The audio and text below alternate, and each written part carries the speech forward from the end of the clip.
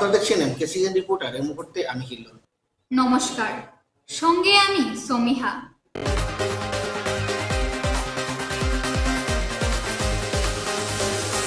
শ্রীভূমিতে আসন্ন স্বাধীনতা দিবস পালনে হরগড় তিরঙ্গা এবং বন্দে মাতরমের 150 বছর উপলক্ষে জেলা প্রশাসনের পক্ষ থেকে বিভিন্ন কার্যক্রম হাতে নেওয়া হয়েছে। হরগড় তিরঙ্গা অভিযান সফলভাবে বাস্তবায়নের জন্য একটি বিশেষ কর্ম পরিকল্পনা গ্রহণ করা হয়েছে। জেলায়ুক্ত কার্যালয়ের কনফারেন্স হলে এক সাংবাদিক সম্মেলনে এ নিয়ে বিস্তারিত জানান জেলায়ুক্ত প্রদীপ कुमार द्विवेदी। एक्शन प्लान एक दे देते हैं लोगों को। तो बेसिकली हर साल की तरह इस साल भी 50 इयर्स ऑफ वंदे मातरम का कमेमोरेशन होगा इस साल। और हर साल की तरह इस साल भी हर घर तिरंगा यात्रा जो है हम लोग हर घर तिरंगा जो हमारी कैंपेन है वो पूरी इनफैक्ट 8 तारीख से ही हम लोग चालू करेंगे। पूरे स्टेट में होगी, स्टेट के साथ साथ कोर्स हमारे जिले में भी होगी। तो इसके लिए ASRLM की तरफ से, Assam state rural livelihood mission की तरफ से, जो हमारी SHG सखी लोग रहती हैं और जो SHG मेंबर्स हैं, वो लोग जिले में 30 जगहों पे तिरंगा स्टॉल लगाएंगे। तो जो भी इंटरेस्टेड हमारे सिटीजन्स हैं, सम्मानित नागरिक बंधु, सब लोग वहाँ से जाके तिरंगा खरीद सकते हैं। इसी के साथ साथ वंदे मातरम थीम में तिरंगा लाइटिंग, डेकोरेशन 9 से 15 अगस्त के बीच में, रंगोली, इस तरह के प्रोग्राम, तिरंगा और वंदे मातरम एग्जीबिशन सारे स्कूल कॉलेजेस में, बाइक रैली हम लोग 12 तारीख को करेंगे, तिरंगा बाइक रैली, ठीक है, ई-बाइक रैली, तिरंगा रैली, फिर सेल्फी विद तिरंगा in the spirit of Vande Mataram, तिरंगा कॉन्सर्ट करने की भी हम लोग कोशिश करेंगे यहीं पे। और 14 तारीख को हम लोग विभाजन विभीषिका दिवस मनाएंगे, कॉन्फ्रेंस हॉल में मनाएंगे। पार्टीशन के ऊपर क्विजेस और स्कूल एक्टिविटीज़ वगैरह ये सब चीज़ें जो हमारा स्वतंत्रता दिवस, आगामी स्वतंत्रता दिवस है, उसकी तैयारी में ये सब किया जाएगा। तो आज की प्रेस ब्रीफ का मुख्य उद्देश्य यही है कि सबको पता चले कि 150 साल वंदे मातरम के हो गए हैं और हर साल की तरह हर घर तिरंगा जो कैंपेन है वो इस साल भी मनाई जा रही है। प्योरली वॉलंटरी है और प्योरली जन भागीदारी के ऊपर है।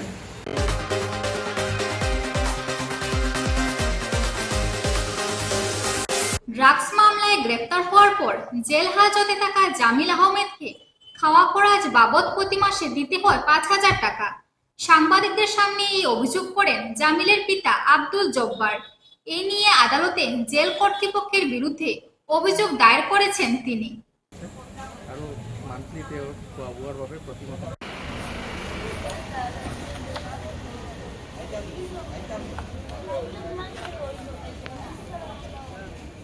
তো কালকে এই জেলে আইছিলাম আমার ছেলেরে দেখা করতে আইছিলাম। যদি যাওয়ার পরে এখানে যে কাগজপত্র জমা দিতে লাগে এগুলো দিয়ে আমি দেখতে গেছি। যাওয়ার পরে জেলের সিকিউরিটি যারা আছে এরা আমার কাছে টাকা চাইছে। এরপরে আমি আর কি করবো, মজুরি হিসাবে দিছি 200 টাকা। দেওয়ার পরে কিছুক্ষণ পরে মানে ডাকছে আমার ছেলেরে। ডাকার পরে তার ছোট্ট মেয়ে একটা দেখিয়া খান্দাখাটি করে। তখন আমি বেশ সময় অপেক্ষা করতে দিছি না, কইছি যাও গিয়া তুমি। আর কইটা কইছে আর তোমার যে কইসলাই যে দেখার কথা, আমি আজকে কিছু টাকা আনছি, কিন্তু তুমি কইসলাই যে তোমার সামনে দিতাম তো একটু দাঁড়াইও। তখন হ্যাঁ ভিতরের গেইটে গেছে গিয়া। যাওয়ার পরে আমি ডাক দিছি, জামিল কিতা কইসলাই যে তোমার পয়সা এখন দিয়ার আমি তুমি দেখো। হয়তো এক ঘুরতেও কমান্ডোর মতো মানে মুখ বান্ধা আসলো খালা কাপড় দিয়া। হ্যাঁ মারছে, কলারও ধরছে, প্রথম ধরিয়া ফাটার ওইরকম যাত্রা মারছে। ও কথা হওয়ার পরে যেমনি ইউনিফর্ম লাগাই একজন ভদ্রলোক আছেন এখানে, ফাইন গেছেন গিয়াও ওইরকম হাতও ধরছেন, ধরিয়া গালে তাবলাইছেন। আর কি সরকার 200 টাকা। আর 5,000 টাকা আমি দিয়েছিলাম। মান্থলি, এটাকে মান্থলি দিতে হয় নাকি 5,000? মান্থলি দিতে হয়। কিসের জন্য দেন এটা? এটা খাওয়া দাওয়ার জন্য, হয়তো একটু ভালো খানি দেওয়া হয় সেজন্য নাকি তা পুরা জানি না। দেন টাকাটা? টাকাটা পুলিশের হাতে দেই, দেওয়ার পরে তারা হয় যে পুরাপুর টাকা যাদেরকে দেওয়া হয় তারা পায় না। সেজন্য গতকালকে আমার ছেলে বলছিল, বাবা আমার সামনে টাকাটা দিবেন। কি নাম আপনার ছেলের? জামিল আহমেদ। আমি অভিযোগ দিয়েছি যে কোর্টে মামলা চলছে, যে রুমে ওই চেম্বারে আমি অভিযোগ দিয়েছি। তারপরে আমার ছেলে MBBS পেশেন্ট। আমার নাম আব্দুল জব্বার। আর বাসা কোথায় আপনার? বাসা মইনাজিবি 9 নম্বর ওয়ার্ডে।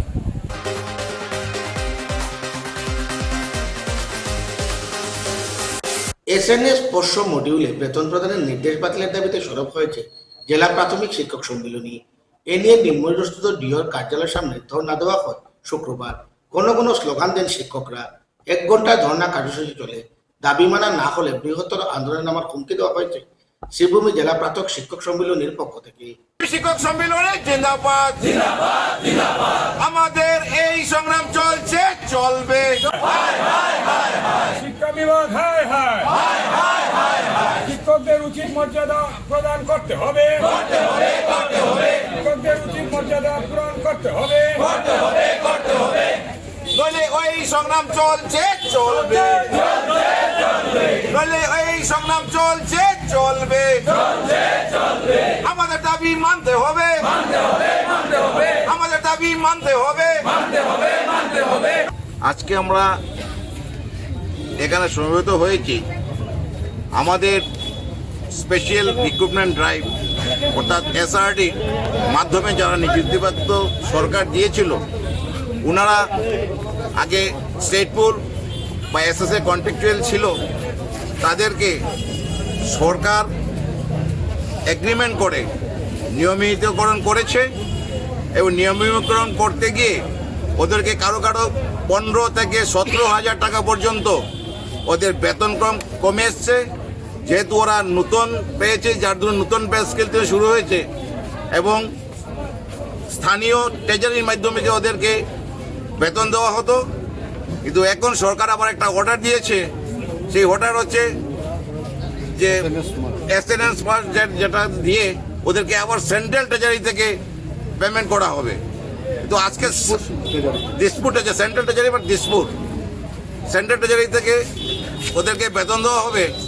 কিন্তু আমাদের দাবি একটাই, আমরা যেহেতু আপনাদের কন্ট্রাক্টে সাইন করে আমরা নিয়মিতকরণ হয়েছি, আমরা লোকাল ট্রেজারি থেকে বেতনপ্রাপ্ত এতদিন পেয়েছি, হঠাৎ করে কেন আবার আমাদের সেন্ট্রাল ট্রেজারিতে নিয়ে যাবে? তাই আমরা সরকারের বিরুদ্ধে আন্দোলন করছি এবং এই আন্দোলন আমরা যতদিন না পর্যন্ত সরকার আমাদেরকে যে আমাদের লোকাল ট্রেজারি থেকে যদি আবার অর্ডার না করে, ততদিন পর্যন্ত আমরা পর্যায়ক্রমে আন্দোলন চালিয়ে যাব। সেটা নিয়ে আমাদের অসম রাজ্যিক প্রাথমিক শিক্ষক সম্মিলনী যে ভূমিকা আমাদেরকে নিতে বলবে, আমরা সেই ভূমিকাই পালন করব।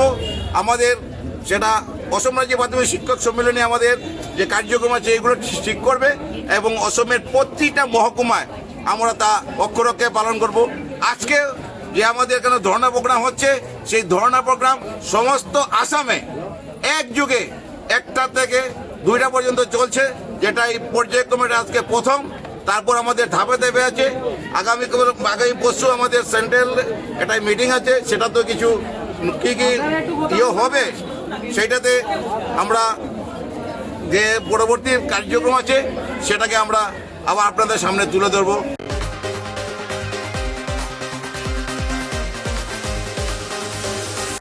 SNS স্পর্শ মডিউলে বেতন প্রদানের নির্দেশ বাতিলের দাবিতে অসম রাজ্যিক প্রাথমিক শিক্ষক সম্মিলনীর পক্ষ থেকে কাছাড়ের জেলা শিক্ষক আধিকারিকের কার্যালয় প্রাঙ্গণে ধর্ণা দেওয়া হয়। ঘন স্লোগানও দেওয়া হয়। দাবি মানা না হলে আরো গুরুত্বপূর্ণ কার্যসূচি গ্রহণ করা হবে বলে জানানো হয় রাজ্যপাল, মুখ্যমন্ত্রী সহ সংশ্লিষ্ট কর্তৃপক্ষকে স্মারকপত্র দেওয়া হয়। শিক্ষক সম্মেলনে জিন্দাবাদ জিন্দাবাদ জিন্দাবাদ এসএনএস ফোর্স মানছি না মানবো না এসএনএস ফোর্স মানছি না মানবো না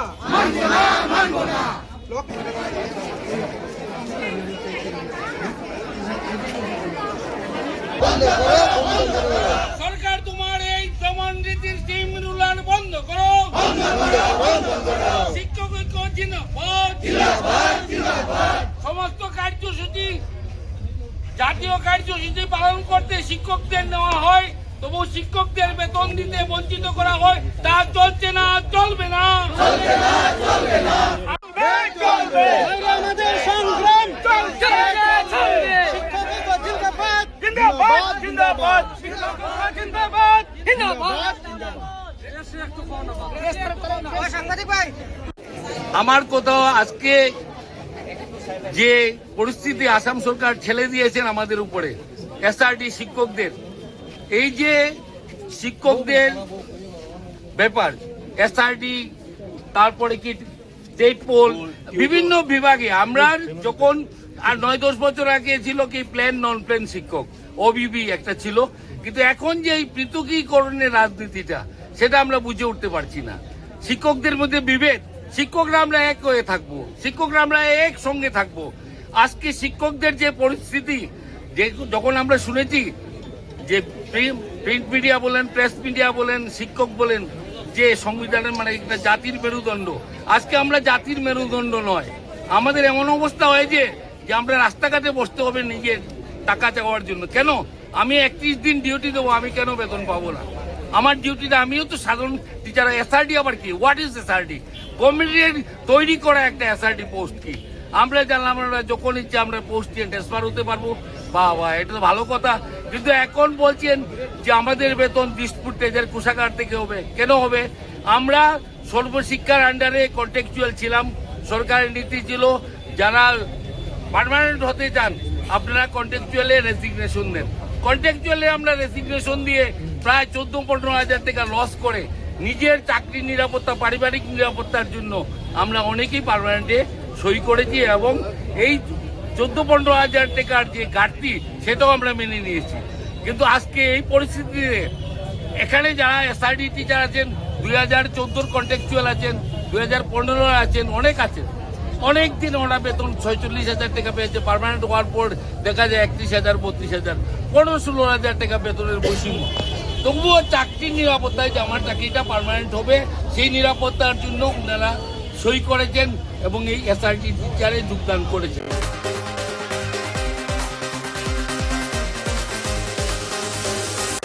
ধরকুনা একটি সড়ক দুর্ঘটনাকে কেন্দ্র করে বৃহস্পতিবার রাতে সেখানকার জাতীয় সড়ক অবরোধ করেন স্থানীয় জনগণ। তারা অভিযোগ করেন ভারতমালা কাজের দায়িত্বপ্রাপ্ত এমকেসি ঠিকাদার সংস্থা ওয়ে ব্রিজ এবং গাড়ি পার্কিং রাস্তা জুড়ে, এর ফলে সড়ক আরো বেহাল হয়ে পড়েছে। খবর পেয়ে ঘটনাস্থলে আসেন এমকেসির ম্যানেজার। সড়ক সংস্কারের আশ্বাস দেওয়ার পর অবরোধ প্রত্যাহার করা হয়। ভারতমালা মুর্দাবাদ মুর্দাবাদ মুর্দাবাদ, এনএসআইডিএল মুর্দাবাদ মুর্দাবাদ মুর্দাবাদ। আমাদের দাবি আমাদের রাস্তার দাবি মানতে হবে, আমাদের রাস্তা সংস্কারের দাবি মানতে হবে। ভারতমালা মুর্দাবাদ মুর্দাবাদ মুর্দাবাদ, এনএসআইডিএল মুর্দাবাদ মুর্দাবাদ। অল্প আগে এই যে রাস্তা কাজের অবস্থা আপনি দেখতে পাচ্ছেন, এখানে ভারতমালা কন্ট্রাক্টর যে আছেন এমকেসি, ওর ক্যাম্প শুধু একটা ক্যাম্প না, ওর আর 4-5টা ক্যাম্প আছে করিমগঞ্জ জেলায়। যে জায়গায় ওর ক্যাম্প আছে ওই জায়গার রাস্তা কাজের যে অচল অবস্থা আপনারা দেখতে পাবেন, আপনার ক্যামেরাটা যদি আপনারা দেখান যা অবস্থা হয়েছে। আজকে ডেইলি দিন এই জায়গায় এই স্পটে 2টা, 3টা, 4টা ঘটনা হয়, আর ঘটনাগুলো মাইনর ঘটনা না, মাইনর ঘটনা না, সিরিয়াস ঘটনা। এর মধ্যে ম্যাক্সিমাম ঘটনা রিপোর্ট হয় না, মানুষ চায় না, সব ব্যস্ততার মধ্যে যে থানায় যাবে গিয়ে রিপোর্ট করবে, ম্যাক্সিমাম ঘটনা রিপোর্ট হয় না। এই সেম স্পটে 2জন মানুষ মারা হয়েছেন অ্যাক্সিডেন্টে, ওদের গাড়ি। এইখানে আপনারা দেখতে পারবেন যে দুপাশেই কন্ডাক্টরের গাড়ি। ওয়ে ব্রিজ যেটা আছে এটা সরকারি এনএইচের উপরে, ওয়ে ব্রিজ যেটা আছে ওদের, এইটাও আপনার এনএইচের ন্যাশনাল হাইওয়ের উপরে। তো আমরা বারবার এই যে মানসিকতা এই কন্ট্রাক্টর এই সরকারের, বারবার এই যে এনএইচআইডিসিএল ডিপার্টমেন্টের, বারবার আমরা এনএইচআইডিসিএল এর সঙ্গে যোগাযোগ করেছি, অবরোধ করেছি, কিন্তু কোনো পাত্তাই দেয় না ওরা। আজকে দেখেন একবার দুবার তিনবার ডেইলি তো আর দোলনায় বসতে পারবো না, ডেইলি তো আপনার এখানে ব্লকেজ করতে পারবো না। এই যে এই অঞ্চলে মানুষের যে সাফারিং, আপনি গোটা করিমগঞ্জ জেলার রাস্তাঘাটের যে অবস্থা হয়েছে, স্পেশালি করিমগঞ্জ শহর থেকে নিয়ে সুতাকান্দি অবধি, আপনি মনে করবেন যে এই আমরা গ্রামীণ ভাষায় বলি যে বন্দে আকিয়ার, এই বন্ধ হয়ে গেছে পুরো রাস্তাটা। তো এখন আর কি করবো, এখন আপাতত এই যে আমরা কিছু এখানে হাল্লা চিৎকার করায় কন্ট্রাক্টরের যে ম্যানেজার আছে উনি ওই জেসিবি লাগিয়ে আপাতত এই রাস্তাটা চলাচলের উপযোগী করে দিচ্ছেন।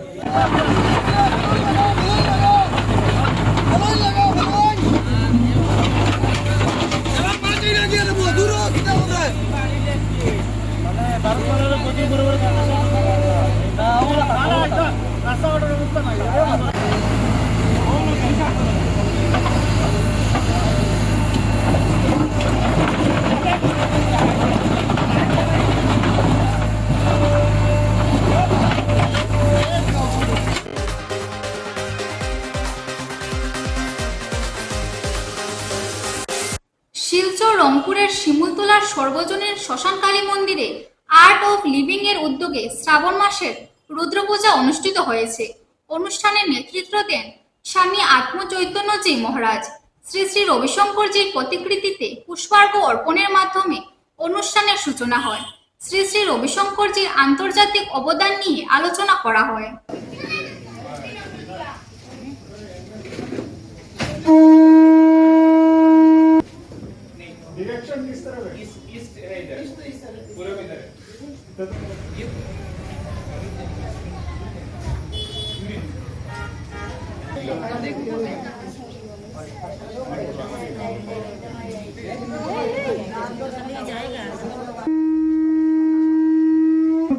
মহাযজ্ঞের এবং পরম পূজনীয় শ্রী শ্রী রবিশঙ্করজি ওনার যে শিষ্যবৃন্দ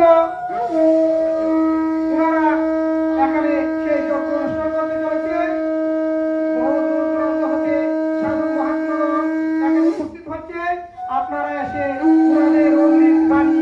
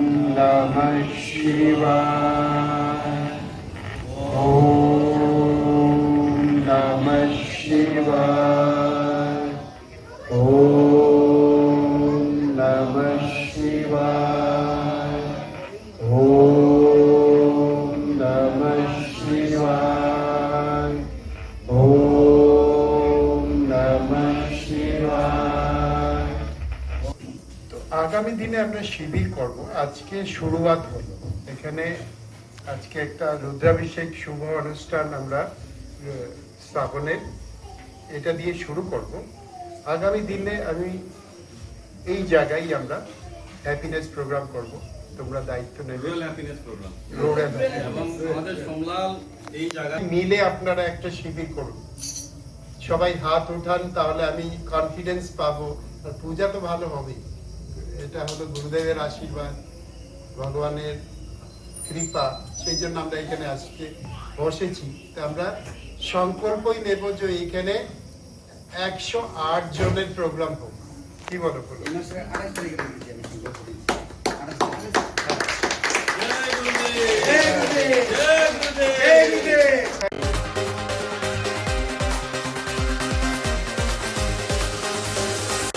MKC রিপোর্ট আর আজ এ পর্যন্তই। আগামী দিন আপনাদের সঙ্গে আবারও দেখা হবে একই সময় একই চ্যানেলে। নমস্কার।